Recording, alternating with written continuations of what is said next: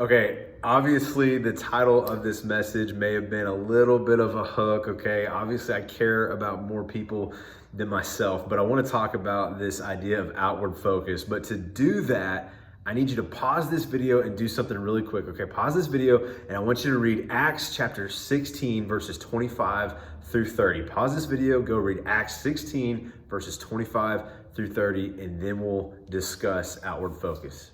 Okay, did you read it? I hope so. Okay, if maybe you didn't have a Bible or you weren't able to find yours, that's fine. I'll post that story down in the description below so that you can read it. But I want to make sure that you read that. Now, here's the thing: the Apostle Paul, from the time that he met Jesus until he died, his life was pretty intense. And Paul knows a thing or two about loss and unexpected circumstances and being in situations that he would not want to necessarily be in. I mean, you could read any of Paul's letters and accounts of his life, and you're going to see that, man, from the moment he met Jesus till the time he died, his life was intense, full of tragedy, full of loss, unexpected circumstances, etc. And yet you read his writings and Paul seems to be filled with joy in the midst of these things. And so it's like, man, how is Paul able to do this? And in my mind, I think one of the things that I see, not only is he filled with joy, but he never stopped being on mission. He was given a clear mission to proclaim the good news of Jesus, and he never stopped. No matter what circumstances hit him, he continued to maintain this hope and joy because I think he stayed laser focused on his mission. And we see that in this story, man. In this story, you've got, Paul who's in jail, not in circumstances that you want to be in, and there's this earthquake, and he has the opportunity to run and flee and be free. But yet this soldier is about to kill himself. Now, what was up with that? That would have been the punishment for a soldier, for a guard in that time period. If the people above him, if the other guards above him would have came in and saw that he let prisoners loose, it doesn't matter if there was an earthquake or not, they put him to death. And so in that moment that he saw that all the bars had fallen off, he immediately went to go kill himself. And Paul said, listen, no, hey, we're right here.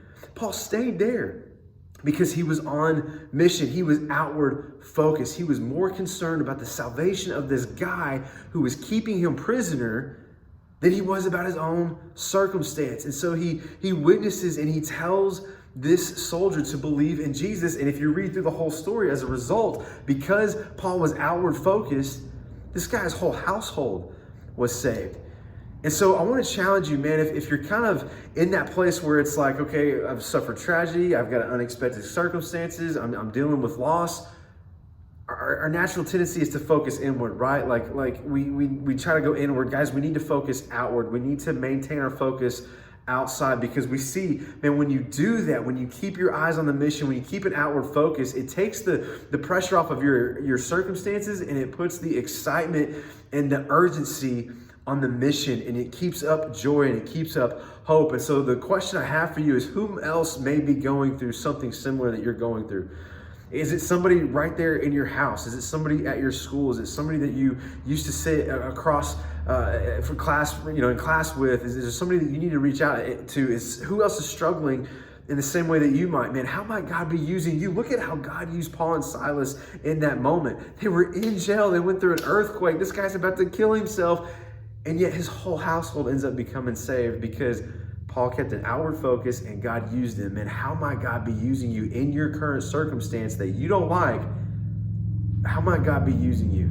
Do you have an inward focus and you're missing it? Or do you have an outward focus to maintain that hope and joy and to stay on mission? Are you able to see? I guarantee you it fills Paul with joy to see people come to Jesus, a joy that is not it cannot be measured, man. A joy that far outweighs his circumstance. I think that's a joy that God wants to give you, but you got to have an outward focus, I believe, to experience that. What might God be doing if you just keep an outward focus? What level of joy may God bring to you in these moments? Guys, I love you, and I can't wait to talk to you soon.